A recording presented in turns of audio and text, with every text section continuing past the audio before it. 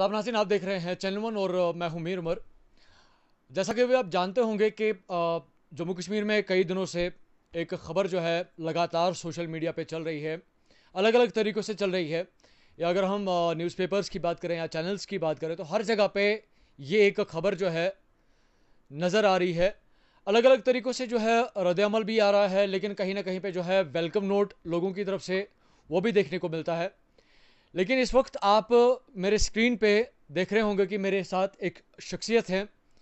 हालांकि ये किसी भी तारुफ की जो है मोहताज नहीं है, किसी भी तारुफ की ज़रूरत नहीं है। ये मिनिस्टर ऑफ स्टेट हैं। ये ह्यूमैनिटेरियन अवार्ड हासिल करने वाली शख्सियत हैं। ये वो शख्सियत है जो भाजपा की बड़ी लीडर है। ये वो शख्सियत हैं जो जम्मू कश्मीर वक्फ बोर्ड की पहली खातून है जो चेयरपर्सन बनी। हालांकि चेयरपर्सन बने हुए कुछ ही महीने हुए हैं। मई का वक्त था जब इनको उस इज़्ज़त से जो है नवाजा गया, और तब से जो वक्फ बोर्ड में जो है धीरे धीरे करते करते करते करते कई जो है चेंज आई, और उन्हीं चेंज में से एक चेंज कुछ दिन पहले आई जिसमें जो श्राइन्स है वहाँ पे जो डोनेशन बॉक्सेस होते थे उन पे वक्फ का जितना हक होना चाहिए था उतना वक्फ का नहीं था, बल्कि उन लोगों का था जो वहाँ पे अक्सर नज़र आते थे। आपने खुद भी महसूस किया होगा कि जब भी आप किसी स्थान पे जाते होंगे या किसी भी श्राइन पे जाते होंगे कि आपने कुछ लोगों को देखा होगा जो खिड़कियों पे बैठे होते थे, आपसे ये कहते थे कि हम आपके बदले जो है दुआएं मांगेंगे और उसके बाद आप कुछ नजर नियाज जो है आप दीजिएगा। कश्मीरी में हम कहते हैं कि जो शिरीनी होती है वो शिरीनी आपको दी जाती थी, और 20-50 रुपए जो भी जिसका हुब होता था वो उनको देते थे। लेकिन ये एक राविश बन गई थी। वक्फ बोर्ड के हवाले से कहना चाहूँगा कि वक्फ बोर्ड हमारे मुल्क में 1954 में स्टार्ट हुआ, और धीरे धीरे करते करते जो रिपील्ड जो एक्ट है वो 1995 का है, और 2019 में जब स्टेट यूटी में तब्दील हुई तो तब से एक नए रूल के अंदर ये वक्फ बोर्ड चल रहा है। और प्रेजेंट वक्त की बात करें तो उसकी जो सारी जिम्मेदारी है इस वक्त डॉक्टर दरख्शां अंद्राबी जी के सर पे है, इन पे वो जिम्मेदारी है, और सब इस वक्त जो इसका जितना भी काम है ये संभाल रही हैं।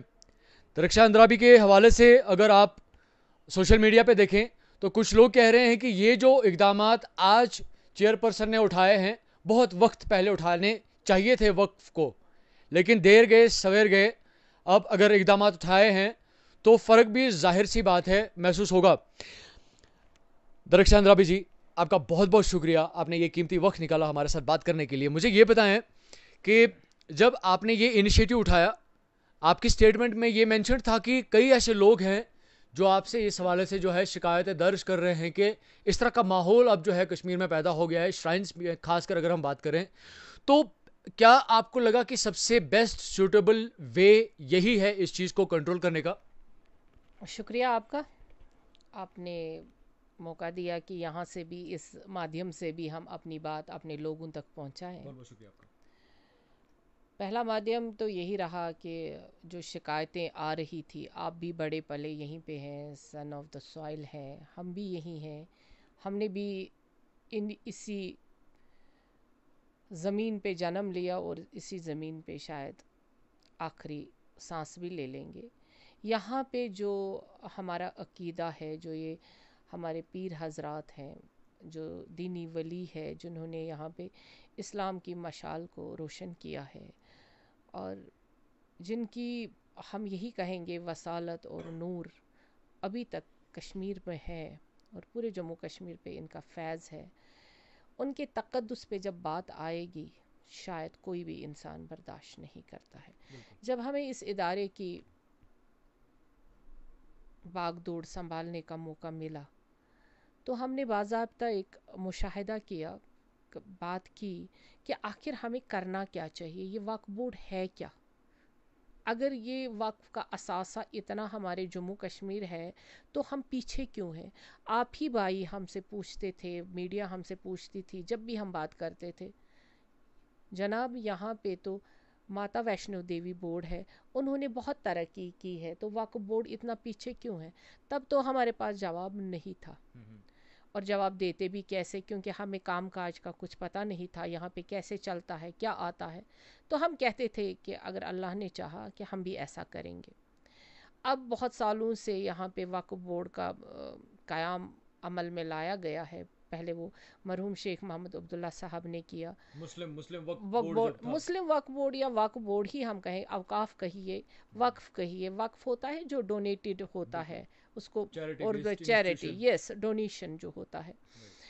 तो फिर मरहूम मुफ्ती मोहम्मद सईद साहब ने भी एक बहुत अच्छा कदम उठाया, उन्होंने इस सारे को ट्रस्ट से लेकर वक्फ बोर्ड बना दिया। तो वक्त वक्त पे इस पे तब्दीलियाँ आती रही, और अब ये तब्दीली कोई बड़ी तब्दीली नहीं है, सिर्फ ये तब्दीली है कि हम भी वक्फ की जो जायदाद है उसका एहतिसाब करें।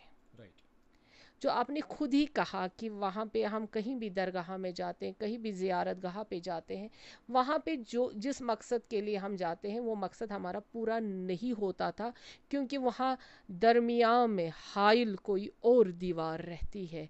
जब भी इंसान नमाज़ पढ़ता है तो हम कहते हैं अल्लाह और बंदे के दरमियान कोई हाइल नहीं रहता है। जब इंसान को बहुत दर्द होता है वो कहता है मैं जल्दी जल्दी नमाज़ पढ़ूँ, या नमाज हाजात पढ़ूँ, या नमाज शुक्राना पढ़ूँ, यानी अल्लाह और बंदे के दरमियान कोई हाइल नहीं रहता है। उसी तरह से जब हमें वसालत की ज़रूरत होती है तब हम अपने दीनी बुज़ुर्गों के पास जाते हैं, अपने वली उलाओं के दरबारों में जाते हैं, ताकि हमारा जो दिल का बोझ है या खुशी है या गम है हम उनके सामने रखें, ताकि हमारा अल्लाह हम पे मेहरबान हो जाए। तो वो चीज़ें कहीं हाइल, बीच में कुछ हाइल हो चुका था, कुछ दीवारें हाइल हो चुकी थी।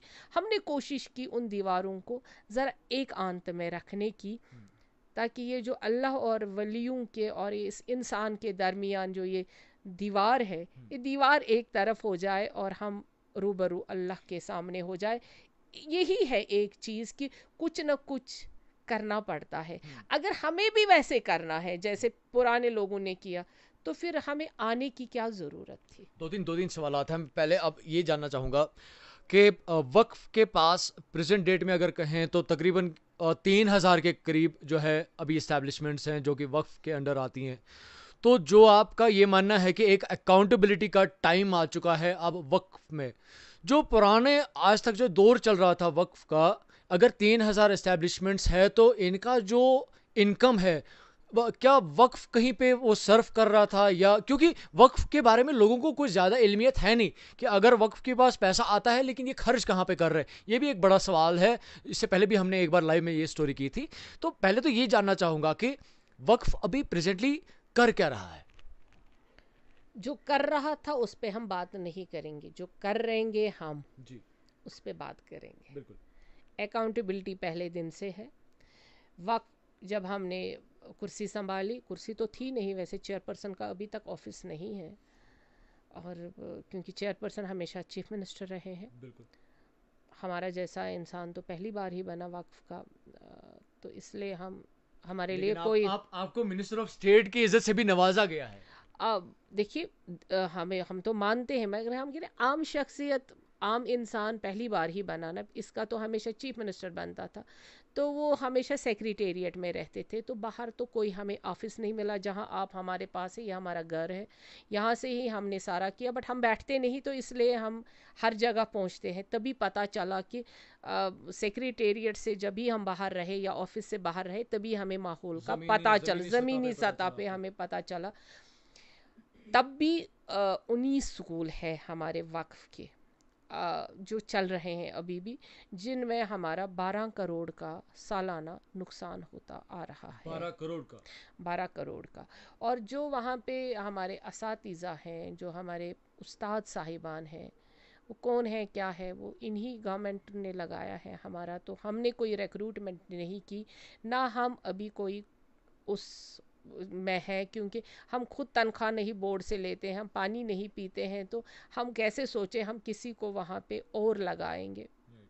रही बात कि जो पैसा आता है वो वक्फ के कामों में ही खर्च होता है, ये नज़र नियाज पे ही रहता है। बाकी जो हमारे एस्टैब्लिशमेंट्स हैं, हमारे होटल हैं, हमारी क्या नाम है इसका, दुकानें हैं, हमारी ज़मीन है, हमारी जायदाद है, हमारे कहीं पे क्वार्टर्स भी बने हैं, फ्लैट्स भी बने हैं। अल्लाह का ये करम रहा है उन लोगों पे कि उन्होंने आज तक हमें किराया नहीं दिया है। अच्छा, मतलब ये बड़ी मेहरबानी रही है वक्फ पे की, हाँ, जिनके पास भी आपकी एस्टैब्लिशमेंट है उन्होंने उस तरीके से आपको पैसा रिटर्न नहीं किया है जितने वो चार्जेबल थे।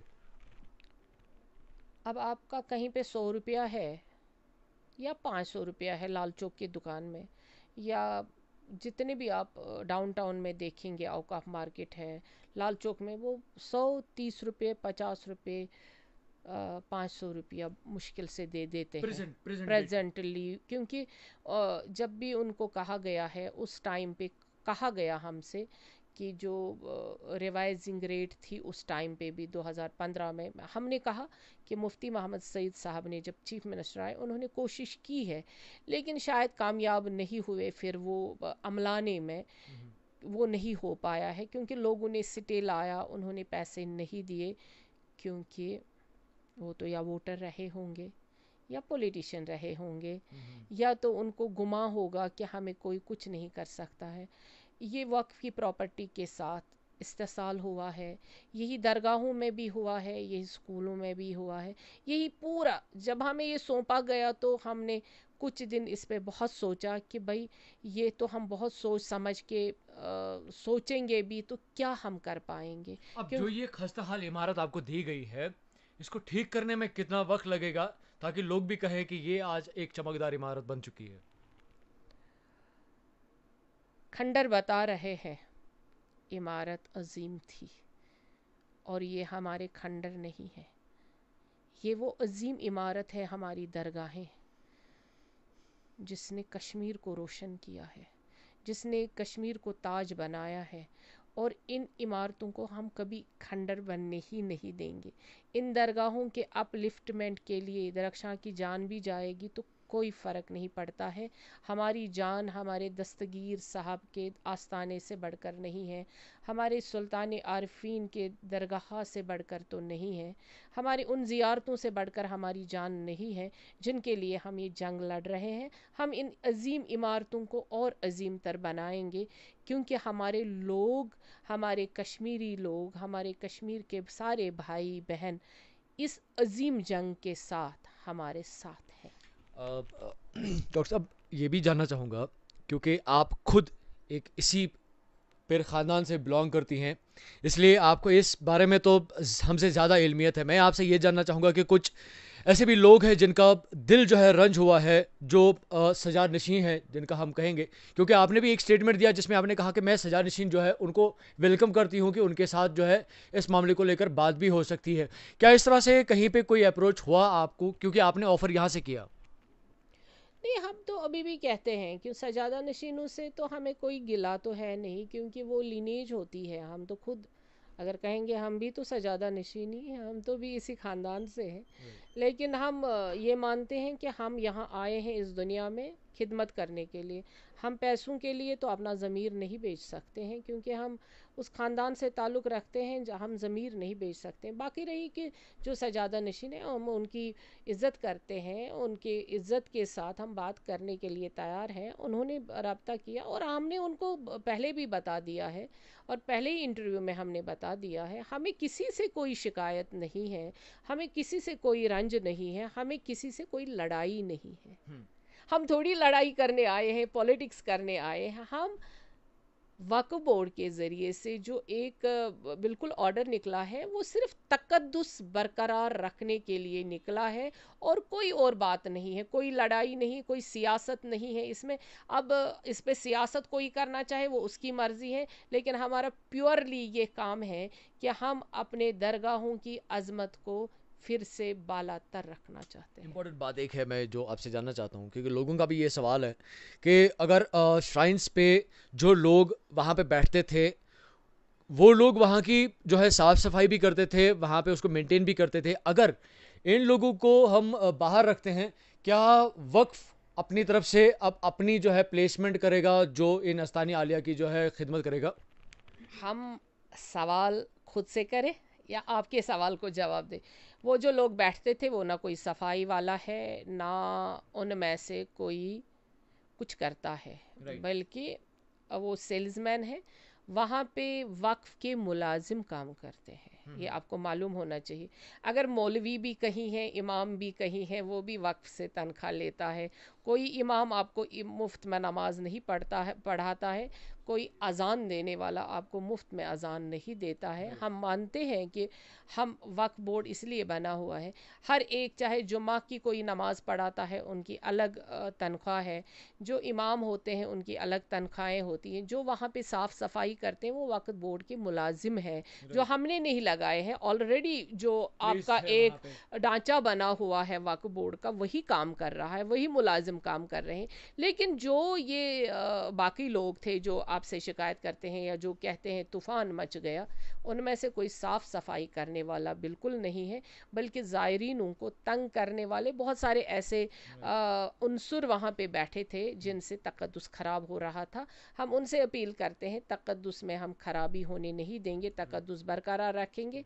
बाकी जो औलादों में से होंगे, जो सजादा नशीन होंगे, उनके साथ हम बात करेंगे। आखिरी बात मेरी, ये मुझे बताया कि एडमिनिस्ट्रेटिव लेवल पे अगर हम बात करें तो किस तरह से अभी जो रिकवरी है, जो अभी तक नुकसान हुआ है वक्फ बोर्ड का, क्योंकि आपके जो है कंधों पे अभी बहुत बड़ी एक जिम्मेदारी आ चुकी है, तो किस तरह से अब ये रिकवरी मोड जो है एक्टिव हो जाएगा? क्योंकि आपने तो पहला स्टेप खेल लिया कि जो इनकम ज़ाया होती थी वो अब कहीं ना कहीं पे स्टेबल रहेगी, अगर लोग अपने जेब में ही रखेंगे, क्योंकि डोनेशन बॉक्सेस है नहीं अभी, तो वो पैसा जो है आप भी नहीं ले रहे, लोग भी। बॉक्सेस है, हम आपके जरिए बताना चाहेंगे, वहाँ ऑलरेडी डोनेशन बॉक्सेस हैं। हमने सिर्फ सेल्समैन का बॉक्सा बंद कर दिया। अच्छा, हमने सेल्समैन जो वहाँ पे रखे थे, चोरी छुपे वो रखते थे वो बॉक्स से, वो बंद कर दिए हैं कि वो ना, बाकी ऑलरेडी वहाँ तामीर व फंड के लिए, नज़र नियाज के लिए वहाँ तो लगे हुए, कोई बंद नहीं है। जिसको मुर्गी लेनी है, अंडा देना है, वहाँ पे चावल लेने हैं, जो भी जिस अकीदे के साथ भेड़ बकरा लेना है वो ले ले। तो उनको हाईलाइट क्यों हुआ फिर ये मसला? समझ नहीं आती है ना आपको। अगर सियासत करनी है तो वोट के लिए तो आप कुछ भी करेंगे, बट अल्लाह का करम है अभी यहाँ पे वोटिंग नहीं है, अभी यहाँ पे इलेक्शन नहीं है, अदरवाइज तो हंगामा बरपा हो गया था। ये तो वैसी बात ही नहीं। जो हमारा ऑर्डर है वो एक बार पढ़िए, उसमें ये लिखा है कि हम जो वहाँ पे शॉप्स खुली हुई, शॉप्स क्या है जो आपने खुद ही बता दिया, खिड़कियों पे लोग बैठे हैं, अननेसेसरी लोगों को तंग करें, हमने उनको उठा दिया है। और उन्होंने जो अपने बक्से वक्फ बोर्ड के बगैर रखे थे उनको हमने बाहर कर दिया। एस्टेब्लिशमेंट्स के हवाले से आखिरी सवाल है मेरा, मैं जानता हूँ आपका वक्त बहुत कीमती है, लेकिन लाइव है तो मैं कोशिश करूँ कि लोगों तक ज़्यादा से ज़्यादा इन्फॉर्मेशन पहुँचे। कीमती नहीं है कि मेरे लोग मेरे से जो चाहते हैं कि वक्फ बोर्ड में तब्दीली आए, वक्फ इंतज़ामिया में तब्दीली आए, और वक्फ के ज़रिए से जो हमारे आस्तान आलिया है वो खूब से खूब तर बने, तो उससे ज़्यादा मेरा इम्पोर्टेंट वक्त नहीं है। ये मेरे लोगों का वक्त है और मेरे पीर हजरातों का वक्त है, उन्हीं के लिए आई हूँ, उनके लिए काम करूँगी। बहुत बहुत शुक्रिया। मैं लास्ट में जानना चाहूँगा, जो शॉप्स है उनकी जो रेट्स आज तक रही हैं, रिवाइज्ड रेट्स, जो 100 रुपया देता था, अगर वो उसमें भी अभी भी लोग फ़ोन कर रहे हैं कि नुकसान हो रहा है, हमारा नुकसान हुआ है, वो 100 रुपया देते थे, 500 रुपया देते हैं। लाल चौक में दुकान है, आप अल्लाह के लिए फ़ैसला करिए, लाल चौक में दुकान का 100 रुपया आज की डेट में कोई रेट देता है, 500 देता है, जहाँ पे 50,000 लाख 2 लाख रुपया किराया देना चाहिए था, वहाँ हमें 500 में तकिया करना पड़ता। वक्फ बोर्ड के पास पैसा आएगा कहाँ से?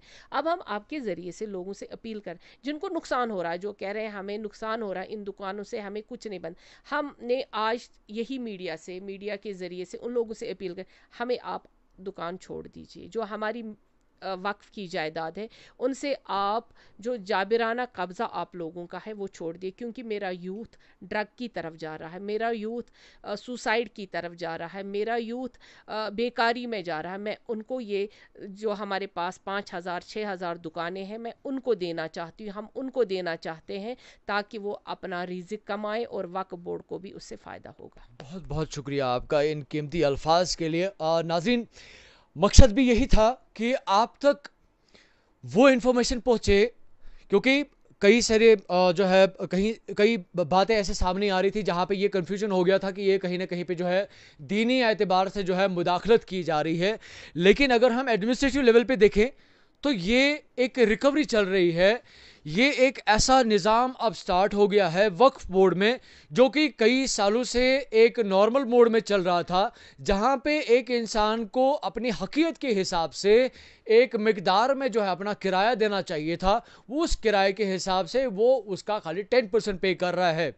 हालांकि वक्फ बोर्ड का यह भी मानना है कि अगर लोग जो है जेन्युइनली अपने पे आउट्स जो है वक्फ को देंगे तो उससे वक्फ जो है आम आवाम में इस्तेमाल कर सकता है। जो नौजवान अभी बेकारी के कगार के पहुंच चुके हैं उन तक जो है वो जो रिजिक का जो जरिया है, इस तरह के एवेन्यूज क्रिएट किए जाएंगे जहां पे उन यूथ को, उन नौजवानों को जो है इस तरह की सरमायाकारी में इन्वॉल्व किया जा सकता है जहां पे वो अपनी लाइफ को भी बढ़ा सकते हैं।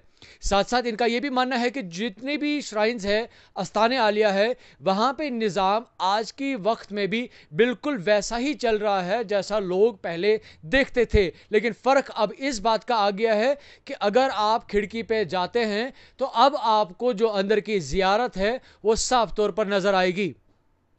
उम्मीद करते हैं कि आने वाले वक्त में जिस तरह से आज वक्फ बोर्ड ने ये इकदाम उठाए हैं, ये लोग सही तरीके से समझे, और जो लोग इस बात से कहीं ना कहीं पे रंज महसूस कर रहे थे कि वक्फ ने उनके साथ कहीं पे जुल्म किया है, तो मकसद हमारा सिर्फ यही था इस रिपोर्ट को आप तक पहुंचाने का कि आपको वक्फ का जो नज़रिया है, इन जो इकदामात है इनको लेकर क्या है, वो आप तक एक सही पिक्चर के थ्रू आप तक पहुंचे। आप इस एक्सक्लूसिव रिपोर्ट के साथ दरख्शां अंद्राबी के साथ आप देख रहे हैं चैनल 1। मैं हूं Mir Umar, Srinagar. For advertisements in Channel 1, please contact on 7006444869.